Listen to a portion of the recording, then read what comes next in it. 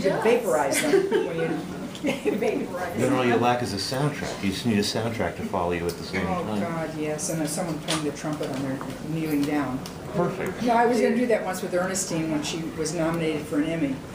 I was gonna have, this is years ago in the early 80s, and so I rented 2 limousines and 2 big hounds, you know, like some kind of elegant hound, like a Borzoy or something.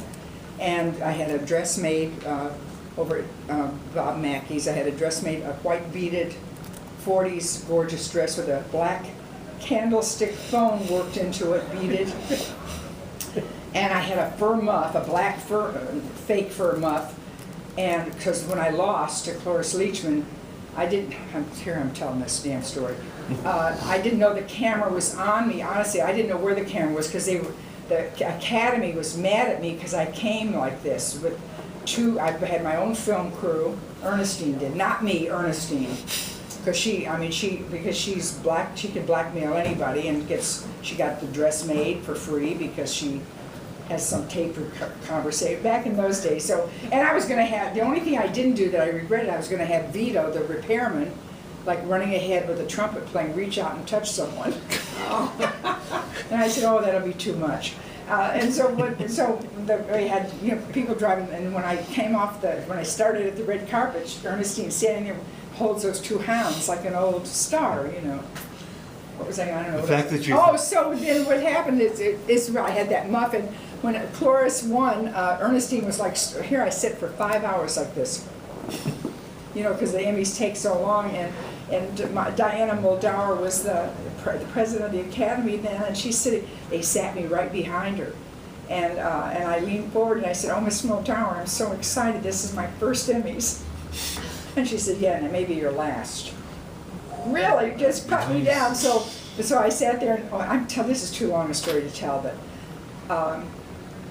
the next day I get one letter, someone calls my agent and says, Lily, because I whipped into this hanky. I had a big black hanky with an E on it, a white E. And when Cloris won, Ernestine was sitting there and she just broke, her face just crumbled, and she whipped up and she sobbed.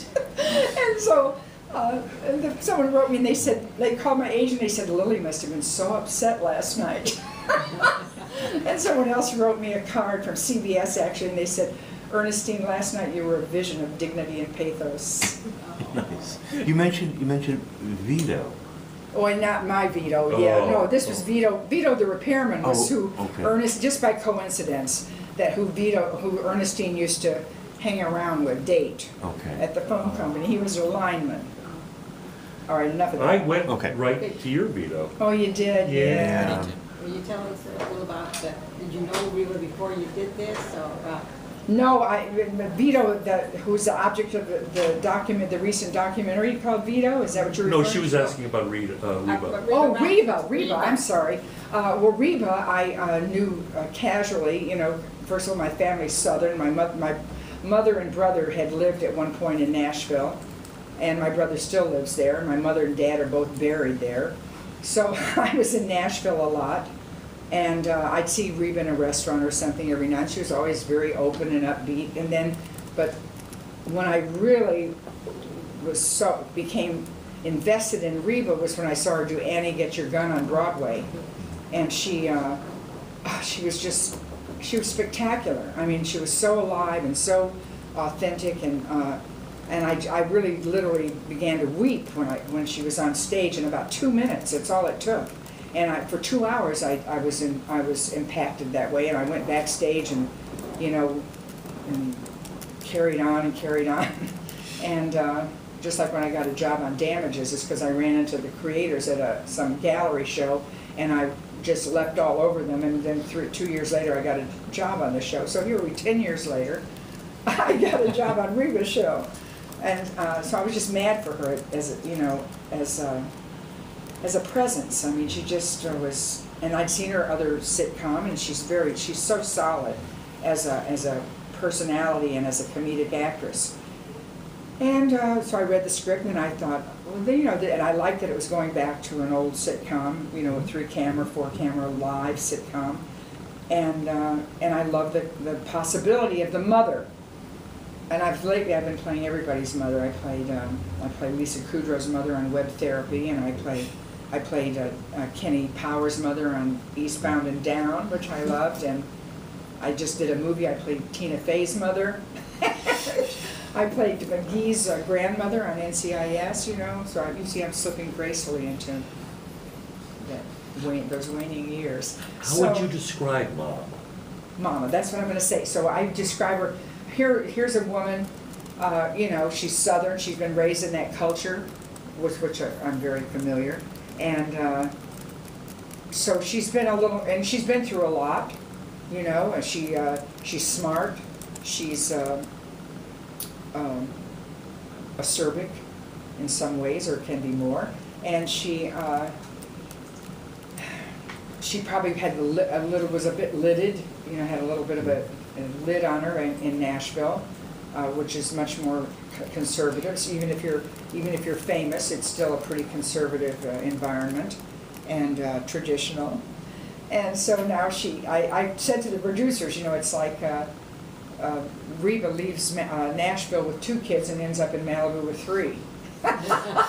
Because that's what I wanted her, you know, I just wanted her to get into mischief and experiment and act up and cause trouble and maybe gets into politics, gets into everything, you know, becomes, you know, I'm sure she sees herself somewhat as a cougar and everything else that she could get into and be a bad influence on the teenagers even, but when push comes to shove, she's totally reasonable, she's solid, she's going to be there for Reba, and but she's sort of no nonsense, and where Reba lives in a more polite society, wants to be thought of as more, you know, reason. My own mother was that way. I mean, I read a short story once, and one of the sentences, it was by a French writer named Marcel Aimé, I think his name is, and he said, and it's about a man who gets a halo before he's died because he's so pious and so good.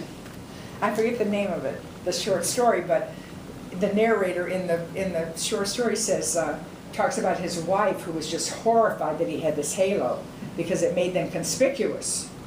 And he said, the writer says, she desired the approval of her concierge before her creator. So I don't know what that applies to.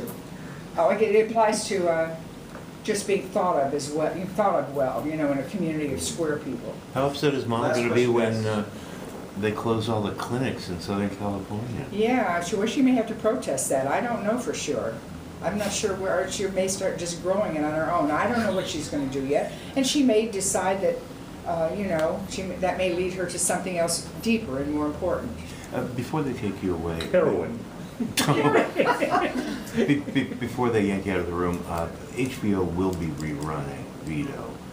Will they? Yeah, and I'm just wondering, could you give me a quick remembrance or something about Vito that I can tie into that? Oh, yeah, God, one of my favorite stories. I told this years and years ago on Our Time, you know, for one of the first gay television shows, and that was Vito. I had a meeting before I got well known. A friend of mine was good friends with Cheetah Rivera. This is an old story. This takes a long time now. I'll try to be fast. And so my friend, who was a publicist, wanted me to meet Cheetah, who was playing Bajor here at the theater. And I went up we met at Dino's, which used to be up there on the Strip. Dean Martin, you know, Dean Martin's caricature. And so, and if you know Cheetah has that, like, you know, New York accent. She talks really fast. You don't know what she's saying. Sometimes she's talking so fast, you know. And so she starts talking, and I hear her say, this is 1969.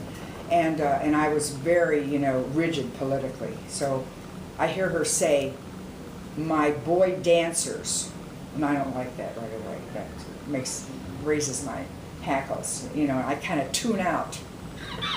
This is going to be, it gets really ridiculous. So then I suddenly hear her say, "Personality," and I stop. I come to, and I say, "What did you say?"